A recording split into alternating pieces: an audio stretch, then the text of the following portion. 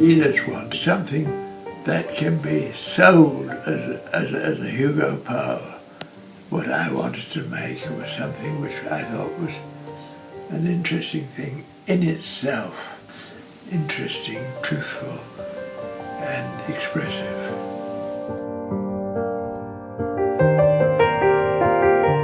I think what's distinguished me a lot from modern sculptors is that they consciously wanted to produce something which is about themselves. I think that if you have a self worth expressing, it will happen automatically through stating something that has moved you, pleased you, enraged you, by making a sculpture about that. And if you do that truthfully, then anything about yourself will come into it.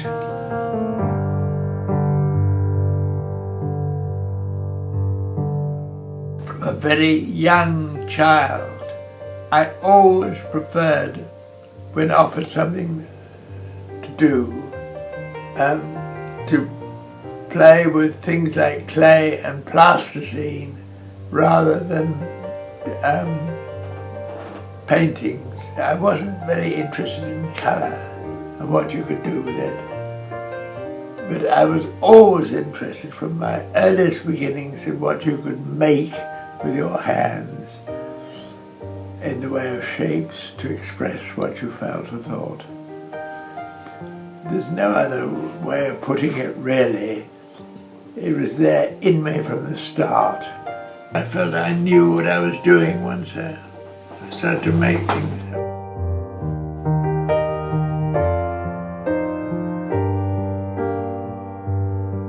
I had already reached art school.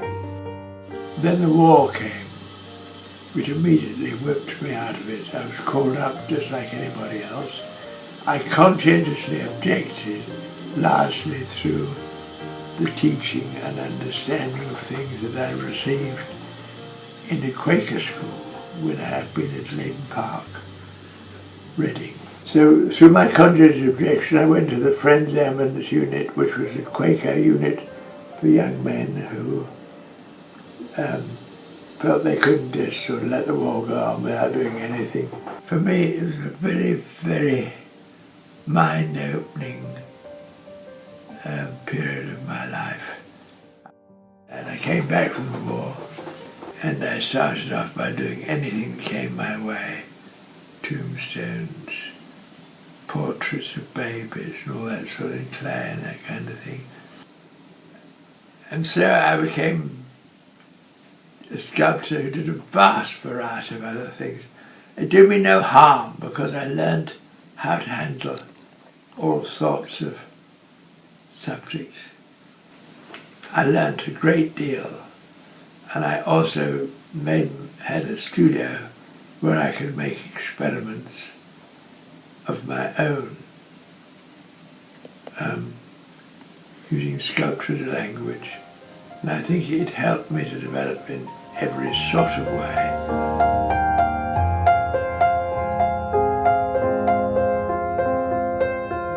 A lot of my work started through being given a bit of an old fireplace or something that had already been hacked about a bit. You thought, well, I wonder what I could do with this. And it would turn into a sculpture on its own.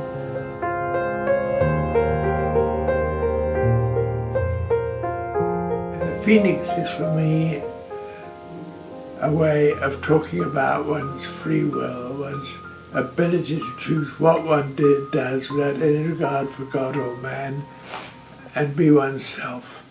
To make the choice of what we are. We are not like animals in the sense that animals have a certain nature and they obey that nature.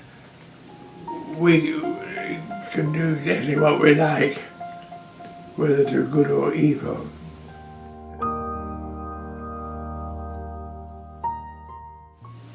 I wanted to refer in my work to the ideas and feelings that I was trying to convey. you're trying to say something and using this language to say it.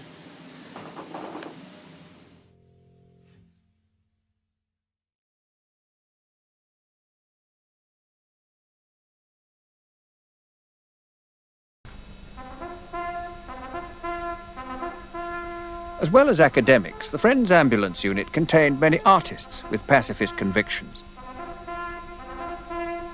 This sculpture, created 40 years after the war, is one pacifist's view of the military. This little figure I call Sentinel. He arrived, like much of my work, by just simply playing about with bits of wood. This is an offcut from another wood carving. This makes his beret. His head is just a little burr cut off a tree. Although it's quite a recent sculpture, it evokes for me the sort of rigid attention of a sentinel waiting to challenge you as you approach a camp. His rifle is particularly apt insofar these were fragments of an old French chair, and I put them together to make up that rather decorative little rifle that is suitable to this very rough, ready, alert character that I wanted to portray. I like it. I think it comes off.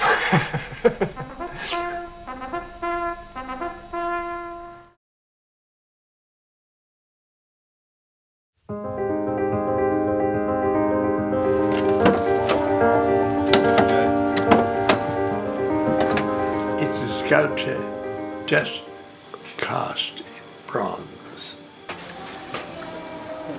Its subject is the dancing phoenix. I have a slight obsession with the imaginary bird, the phoenix, with its association with change and so forth. And this phoenix is dancing because he's so happy that everything's going to change for him in his life.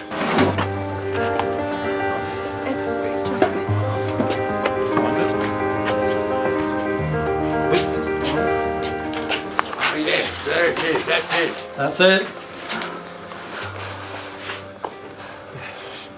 There we are. Yes. The two chaps can lift it together quite happily. Well, Yeah, two chaps, two strong, youngish chaps. What do you think? It looks I really think good. it is rather good sculpture. Well, it's amazing what one can do with a blind. Well, there you are. I think it's the end of a long effort. Effort against all sorts of difficulty, including my increasing blindness and so forth. But it's rather nice that with the help of so many dear friends, loving people, I've been able to push it to a point where I feel it was complete.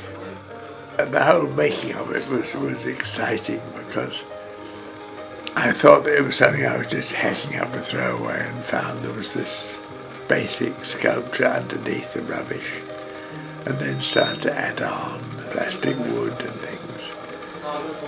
And I made something which had a life of its own, quite apart from what I did. You do it because you have a compulsive need to do it. And when it's done, it says something that you can't say in ordinary words.